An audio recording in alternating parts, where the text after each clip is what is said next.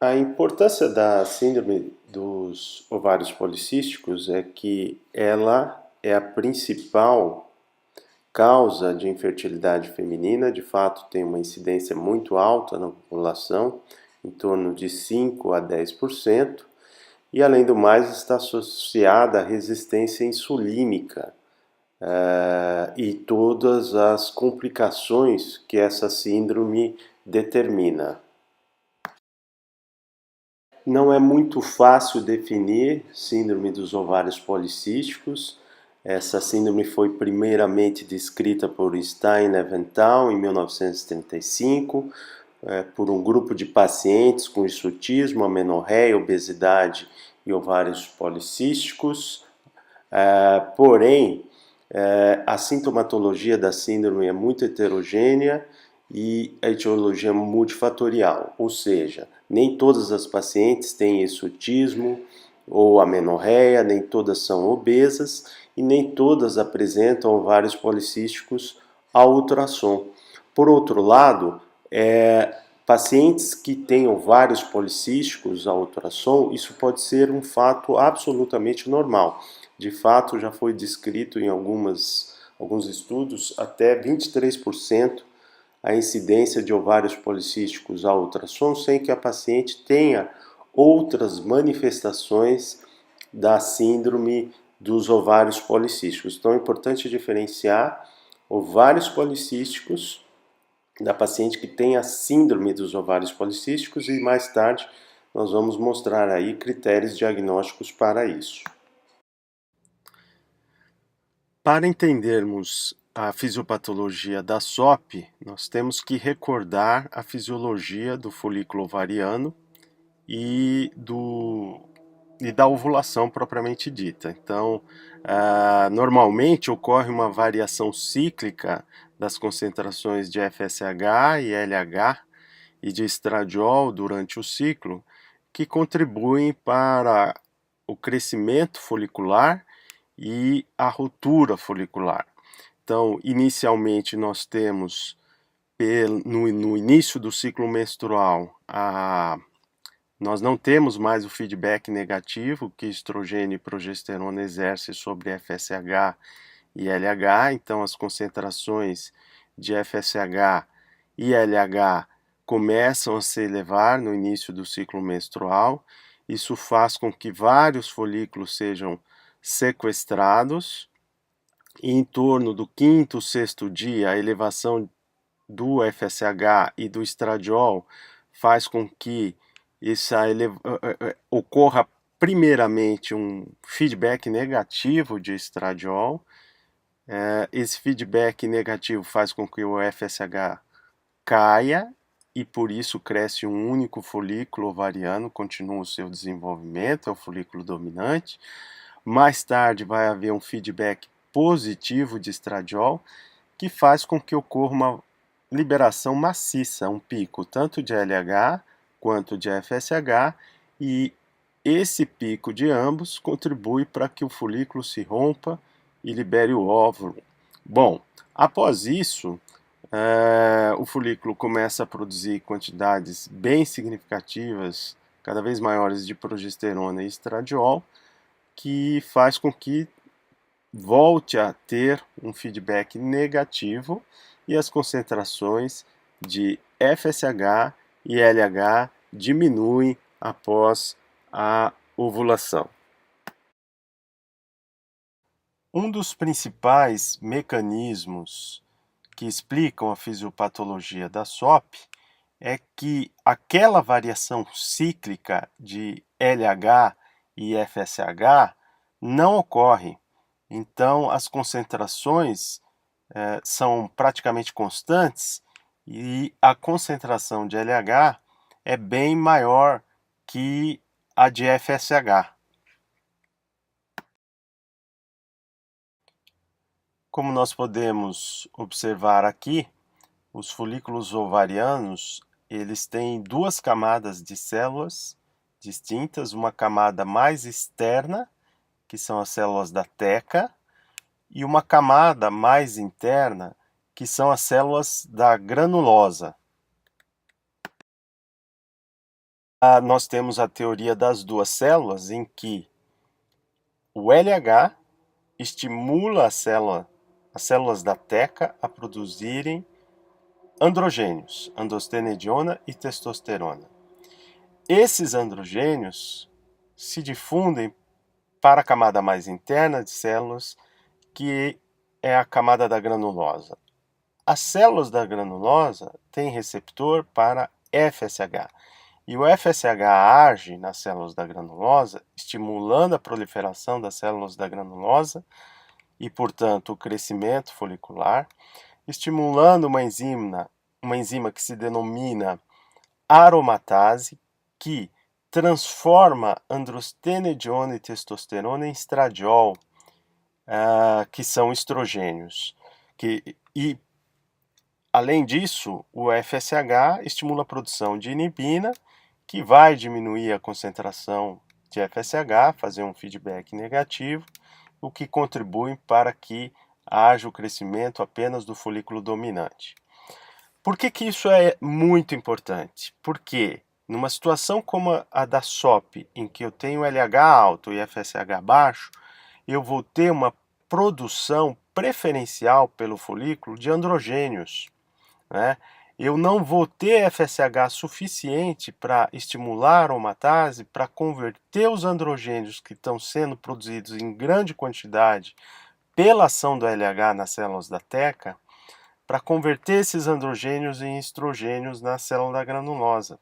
E aí esse folículo ovariano fica produzindo muito androgênio e pouco estrogênio. Isso é vital para a fisiopatologia da síndrome. E eu tenho outras condições que levam a uma hiperatividade do LH. Não preciso só ter a concentração alta do LH. Por exemplo, nas situações em que eu tenho resistência insulínica alta e eu vou ter a insulina ela vai aumentar a atividade do LH e vai resultar na mesma coisa, uma alta produção de androgênios e uma baixa transformação desses androgênios em estrogênios.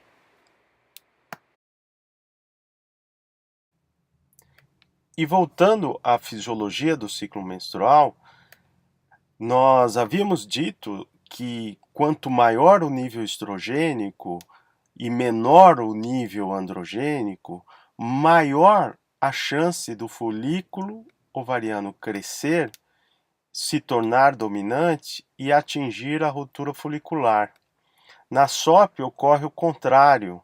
Nós vamos ter vários folículos ovarianos com nível androgênico alto e nível estrogênico baixo em relação a esse nível androgênico.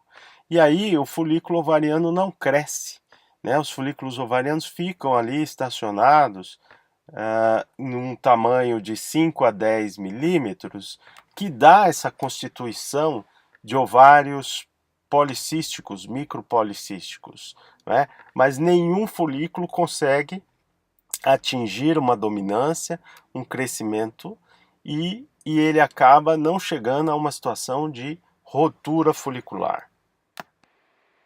Não ocorre ruptura folicular e não ocorre ovulação, ou ela demora para ocorrer, né? Na situação de disfunção ovulatória, ou ela não ocorre nunca, que seria uma situação de anovulação crônica. Como nós dissemos, a síndrome tem uma sintomatologia muito variada, há um conjunto de sinais e sintomas. Por um lado, sinais e sintomas de hiperandrogenismo, hirsutismo, acne, de disfunção ovulatória com irregularidade menstrual ou amenorreia e pacientes que são obesos ou não. Então, existem aí várias intersecções desses sinais e sintomas e nós podemos ter pacientes magras ou obesas, podemos ter pacientes com ou sem sinais de hiperandrogenismo e até mesmo com ou sem sinais de disfunção ovulatória. Existem vários critérios diagnósticos das diferentes sociedades em diferentes épocas. Em 1990, a NIH estabeleceu que para ser síndrome dos ovários policísticos, a paciente tinha que ter irregularidade menstrual, hiperandrogenismo, excluídas outras etiologias, doenças de outras glândulas, por exemplo, tireoide, hiperprolactinemia, doenças da adrenal, aí já não seria mais SOP.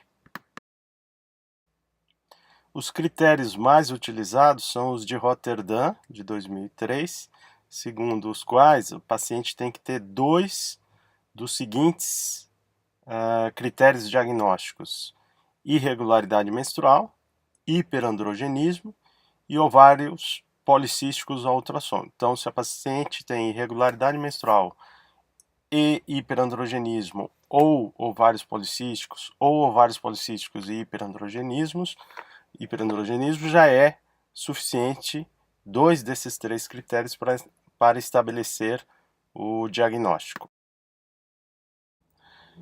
Já para a AES, é necessário que se tenha sempre hiperandrogenismo de origem ovariana, ou seja, excluídas as outras etiologias, tal como os critérios anteriores, e desde que haja hiperandrogenismo com irregularidade menstrual ou hiperandrogenismo com ou sem ovários policísticos, essa paciente é considerada como sendo portadora de SOP. Quais são, então, as situações que estão excluídas do diagnóstico de SOP? Doenças da tireoide, hiperprolactinemia, hiperplasia da adrenal, síndrome de Cushing, qualquer droga que cause hiperandrogenismo, danazol, anticoncepcionais, anabolizantes e tumores de origem adrenal ou tumores ovarianos.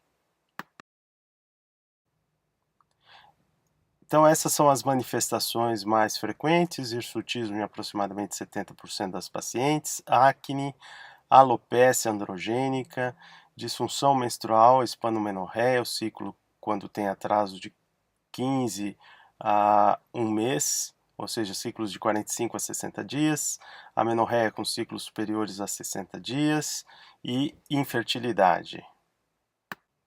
O importante é ressaltar que a paciente com ovário policístico, ela apresenta essas manifestações desde a menarca, ou seja, nos primeiros ciclos menstruais. O quadro é insidioso e o quadro é leve. Ninguém começa a ter ovário policístico após os 20 anos de idade. E as manifestações de hiperandrogenismo, hirsutismo, acne, geralmente são quadros leves, diferentes dos quadros dos tumores de suprarrenal ou tumores ovarianos, que são quadros virilizantes, quadros intensos, com ganho de massa muscular, engrossamento do timbre da voz, né, o aumento do timbre da voz, e também um hirsutismo intenso. A obesidade está presente em 50% dos casos, geralmente associada à resistência insulínica, que está presente em 70% dos casos. Portanto, nem toda paciente com resistência insulínica é obesa. Às vezes nós temos pacientes magras com resistência insulínica. A acantose nigricans é uma alteração da pigmentação, uma hiperpigmentação da pele, geralmente em região axilar ou no dorso. Essas pacientes apresentam intolerância à glicose e maior risco para desenvolver diabetes gestacional e diabetes tipo 2. Então, além do risco de diabetes tipo 2, por serem pacientes com resistência insulínica alta, elas têm também maior propensão à hipertensão e doença cardiovascular. E por serem obesas e também não haver produção de progesterona cronicamente, elas acabam tendo o endométrio com proliferação na maior parte do tempo e propensão a desenvolvimento de atipia, e também é maior o risco de câncer de mama. Na gravidez, maior risco de diabetes gestacional e pré-eclâmpsia, de trabalho de parto prematuro e abortamento e crescimento intrauterino retardado, principalmente naquelas pacientes que já se tornaram diabéticas antes de engravidar. O diagnóstico de ovários policísticos ao ultrassom pélvico ou transvaginal é feito quando se tem mais de 12 folículos com 2 a 9 milímetros, os ovários estão aumentados de volume, maior que 10 centímetros cúbicos, e a disposição desses folículos, desses pequenos cistos, é na periferia dos ovários, conferindo um aspecto de colar de pérolas. Em relação às dosagens hormonais de androgênios, então deve ser realizadas as dosagens de testosterona livre, cuja a fração livre de testosterona vai estar menor do que 0,8%. É a testosterona que não está ligada à proteína transportadora de androgênios, o SHBG. A testosterona normal vai até 60 ou 70 nanogramas por decilitro. Isso é o normal, o limite superior. A testosterona acima de 200 nanogramas tem que nos fazer pensar em tumores ovarianos ou tumor suprarrenal. Então tem que tomar muito cuidado quando está acima desses valores. Nós pensamos em tumores, não em SOP. Outro diagnóstico diferencial é com a deficiência das enzimas da suprarrenal. A principal delas é a 21-hidroxilase, cujo substrato é 17-hidroxiprogesterona. Então, uma 17-hidroxiprogesterona superior a 4 nanogramas por ml já faz o diagnóstico, e de 2 a 4 nanogramas de 17-hidroxiprogesterona são os casos borderline. Nesse caso, faço uma estimulação com cortrosina, e aí o diagnóstico fica mais fácil de ser realizado com teste de estímulo. Por fim, o sulfato de dehidroepiandrosterona, que é uma substância, um hormônio produzido quase que exclusivamente na suprarrenal. Então, se ele está aumentado, então não é SOP, e sim um distúrbio da suprarrenal. E quando ele está acima de 700 microgramas por decilitro, nós temos que pensar em tumores de suprarrenal. A relação LH-FSH pode estar alterada, com LH 2 a 3 vezes maior do que o FSH. Deve-se pedir prolactina para excluir causas de hiperprolactinemia. E também a dosagem de TSH, um diagnóstico diferencial importante, já que as doenças da tireoide também podem cursar com hiperandrogenismo. Deve-se avaliar ainda a resistência insulínica. Uma maneira mais simples de se fazer isso é dosar a glicemia e a insulina e estabelecer a relação entre essas duas dosagens. Se tiver abaixo de 4,5, a resistência insulínica está alta. Por quê?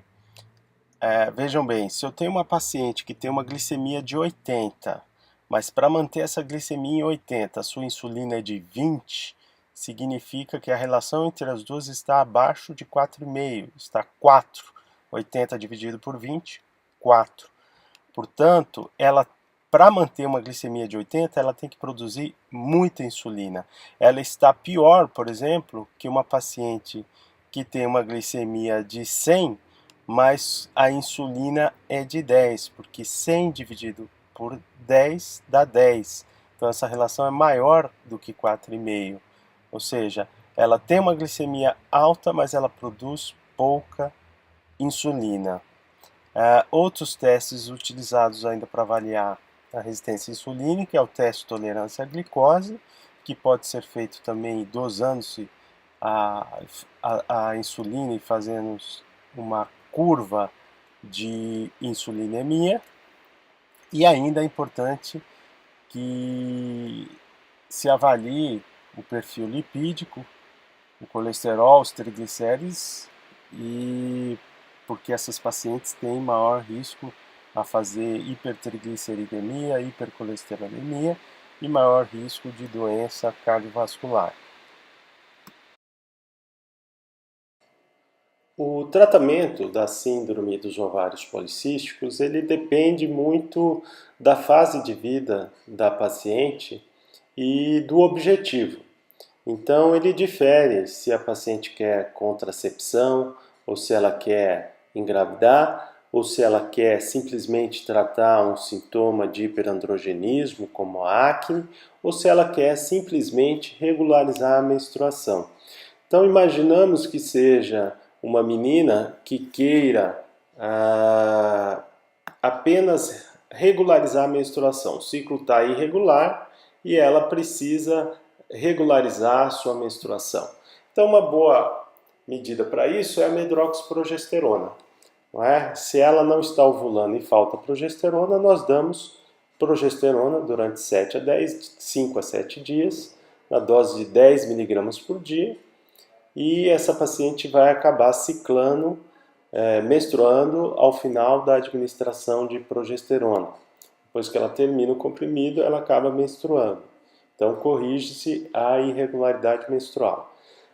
Também isso pode ser alcançado se nós administrarmos os contraceptivos orais, os anticoncepcionais orais, combinados.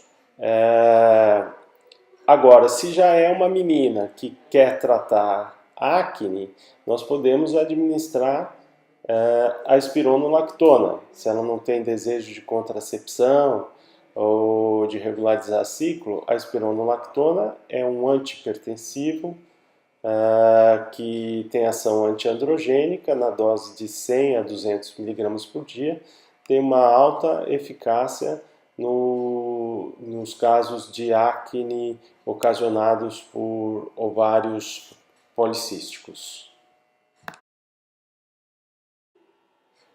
Se a paciente é um pouco mais velha e já iniciou a sua atividade sexual, então uma boa droga são os anticoncepcionais orais combinados. Por quê? Na verdade, o anticoncepcional oral combinado ele tem uma progesterona e um estrogênio, que geralmente é etinil-estradiol ou valerato de estradiol. Qual é o benefício do estrogênio para essas pacientes? O estrogênio ele vai estimular o SHBG, que é a proteína transportadora de androgênios, e com isso, aumentando o SHBG, fica menos androgênio livre, menos testosterona livre, que é o composto que vai agir no folículo pilosebáceo e se transformar em dihidrotestosterona e fazer a acne aparecer e o pelo crescer e causar o hirsutismo. Então, se eu dou um anticoncepcional oral combinado com estrogênio, eu vou, além de fazer a contracepção, além de regularizar o ciclo, eu vou estar ajudando a tratar a manifestação androgênica, o acne ou o hirsutismo leve. Além disso, o contraceptivo oral, ele vai inibir o FSH, mas vai inibir também o LH. Então, aquele LH que estava alto vai baixar e, consequentemente, as células da teca vão parar de produzir androgênios, os folículos vão adormecer e aquela alta produção de androgênios pelo ovário vai cessar. É como se nós estivéssemos desligando a fonte produtora de androgênios, ou seja, os folículos ovarianos. Então, é uma boa droga que regulariza o ciclo, que faz contracepção e também serve para tratamento da manifestação androgênica. desde que eu não utilize um progestagênio androgênico, que eram os progestagênicos das pílulas mais antigas, derivados de noretisterona. Então, as pílulas que têm noretindrone, noretisterona, levonorgestrel, e as pílulas mais novas, ou elas têm etililestradiol, além do etililestradiol, elas têm gestodeno ou desogestrel, que são progesteronas que não são androgênicas. E ainda existem pílulas no mercado à base de ciproterona, acetato-ciproterona, ou de drosperinona. Então, esses compostos, elas são progesteronas que são antiandrogênicas. Então, seriam aí as mais eficientes no tratamento do acne e do hirsutismo leve.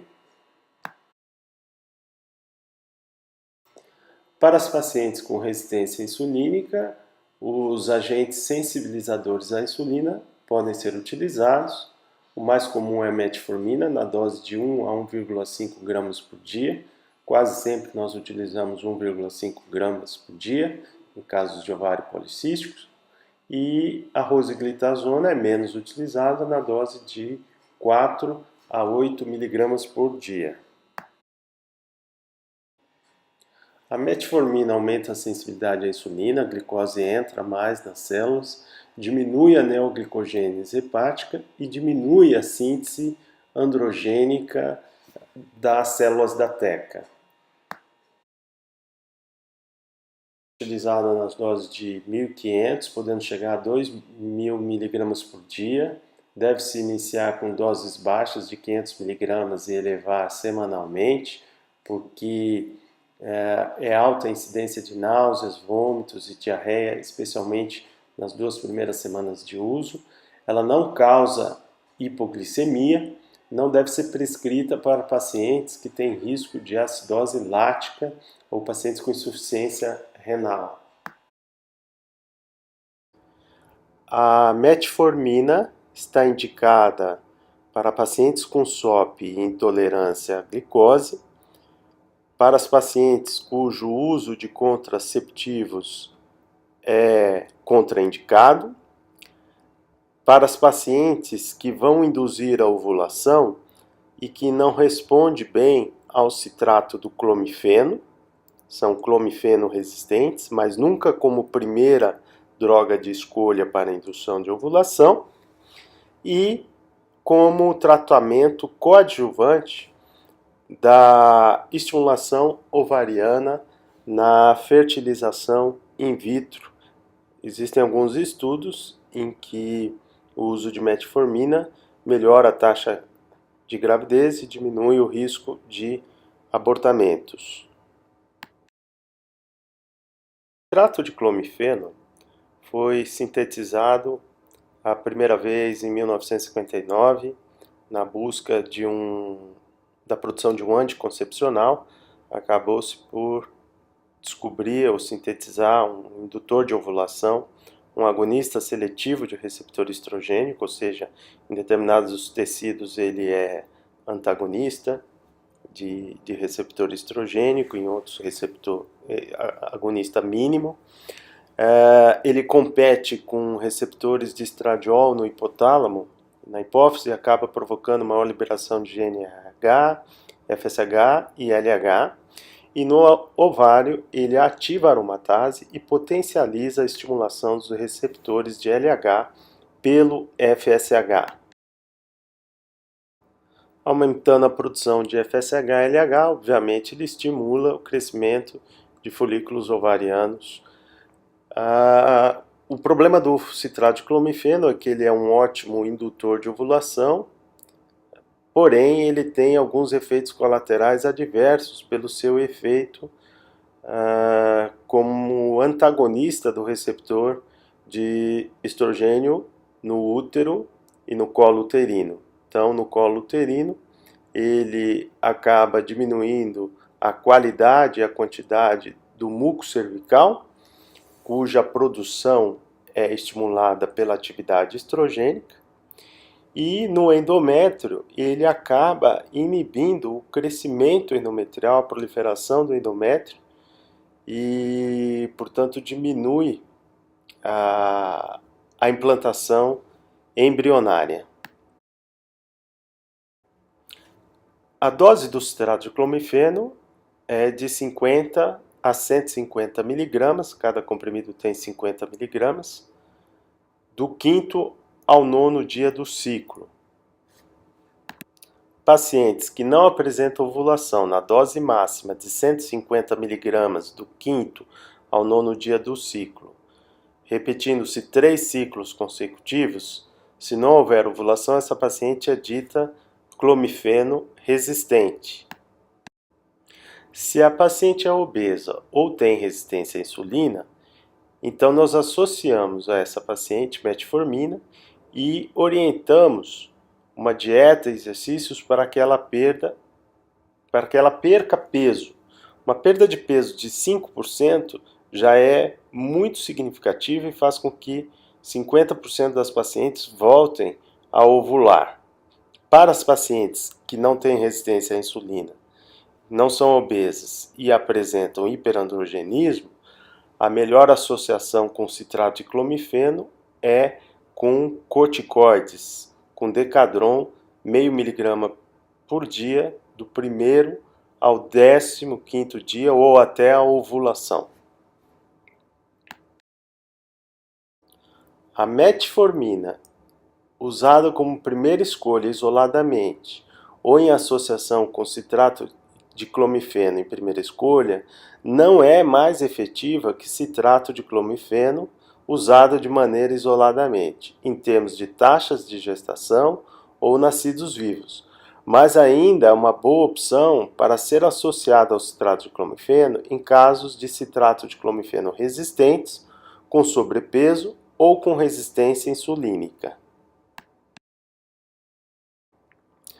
A cauterização dos microcistos por laparoscopia está indicada nas pacientes citrato de clomifeno resistentes que por algum motivo não usam gonadotropinas, principalmente motivo financeiro. O provável mecanismo, ela consiste então assim, em realizar de 4 a 10 cauterizações por ovário durante um procedimento de videolaparoscopia. Ou alguns profissionais ainda preferem cauterizar um único ovário, justamente para evitar que a cauterização excessiva acabe causando um climatério precoce por queimar uma quantidade excessiva de óvulos. Então, o mecanismo provável que melhore a ovulação nessas pacientes é a queda da produção dos androgênios dos androgênios ovarianos e a elevação do FSH.